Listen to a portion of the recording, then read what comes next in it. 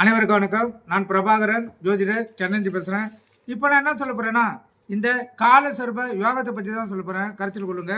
இப்போ எடுத்துக்காட்டுக்கு கடக லக்கணம் வச்சுங்க. இப்போ ராகுபவன் வந்து மிதுன ராசியில் இருக்கிறார் வச்சுங்க. கடக ராசி கடக லக்கணம் அது உள்ள இருக்குது வச்சுங்க. லக்கணம் கடக ராசியில் இப்போ வந்து ராகு பகவான் மிதுனத்தில் இருக்கிறாருன்னா, இப்போ கேது பகவான் பார்த்தீங்கன்னா தனுசில் இருப்பார். இவங்க ரெண்டு பேருக்குள்ள அனைத்து கிரகங்களும் அமைஞ்சிடுச்சுன்னா அது கால சர்ப தோஷமாக வரும். கால சர்ப யோகமாக மாறுறது எப்படி பார்த்தீங்கன்னா, இந்த அனைத்து கிரகங்களும் உள்ள மாட்டினுக்குள்ள பல கிரகங்கள் நல்ல யோக நிலையில் இருக்கும். நல்ல யோக நட்சத்திரத்தை வாங்கியிருக்கோம்.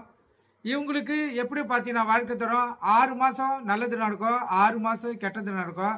அதே போல் கணவன் மனைவிடைய 6 மாதம் பிரிவினை வரும், 6 மாதம் ஒற்றுமையாக இருப்பாங்க.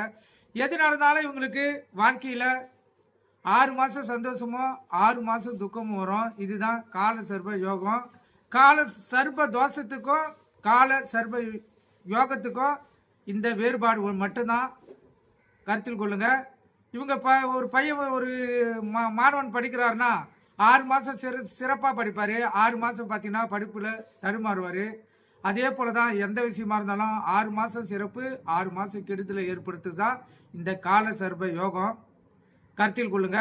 இது எத்தனை பேர் ஜாதகத்தையும் பாருங்கள். அந்த 6 மாத காலம் அதிலே நீங்கள் வெற்றி பெறத்துக்கு இந்த தோஷத்தை கழிப்பது மிகவும் சிறப்பு. இதெல்லாம் நீங்கள் தெரிஞ்சு நீங்கள் உங்களுடைய தோஷத்தை கழிச்சாதான் வாழ்க்கையில் வெற்றி பெற முடியும். ஏன்னா நிறைய பேர் தெரியாத தடுமாறி கொண்டிருப்பார்கள், ஏன் வாழ்க்கையில் முன்னேறலன்னு. இது ஒரு அமைப்பு. கருத்தில் கொண்டு நீங்கள் பயன்பெறுங்க. நன்றி, வணக்கம்.